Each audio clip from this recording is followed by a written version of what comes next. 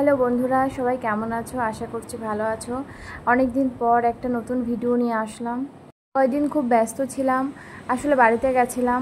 অনেক দিন পর সবার সঙ্গে দেখা হয়ে একটু ভালো সময় কাটাচ্ছিলাম।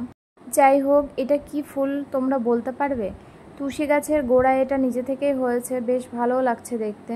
আজকে রান্না বান্না তেমন কিছু করব না, শরীরটা ভালো নেই। আসলে কালকে অনেকটা রাস্তা জার্নি করে এসেছি, প্রচণ্ড উইক লাগছে। তো এদিকে আমি ভাত আর ডাল বসিয়ে দিয়েছি, ডাল সেদ্ধ হতে দিয়েছি। ডালের সাথে একটু আলু ভাজা আর একটু ডিম ভেজে নেব, আর আলু চিপস আছে, এই দিয়ে আজকে হয়ে যাবে। আর অনেকগুলো জামা কাপড় কাচার আছে, যার জন্য তাড়াতাড়ি রান্নাটা করে নেব।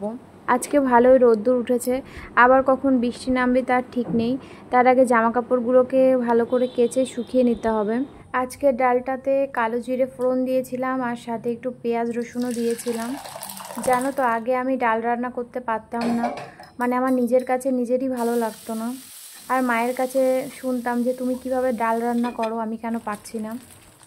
এখন মোটামুটি ভালোই রান্না করা শিখে গেছি।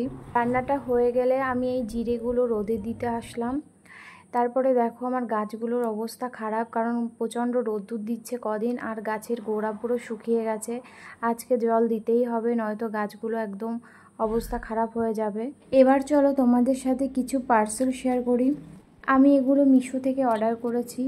তো এটা ছিল একটা তেলের বোতল, দাম অনুসারে কিন্তু বেশ ভালো কোয়ালিটি এসেছে। তারপরে দেখো আমি ওয়ালের জন্য এইগুলো আবারও নিয়েছি, এগুলো বেশ ভালো এসেছে। তোমাদের ভালো লাগলে তোমরাও নিতে পারো। তারপর নিয়েছি একটা আইস রোলার, আমার আগে একটা ছিল, সেটা নষ্ট হয়ে গেছে। আর দেখো এরকম আর্টিফিশিয়াল ফুল টাইপের নিয়েছিলাম, কিন্তু এই কোয়ালিটি একদমই ভালো আসেনি, তো আমি এটা রিটার্ন দেবো।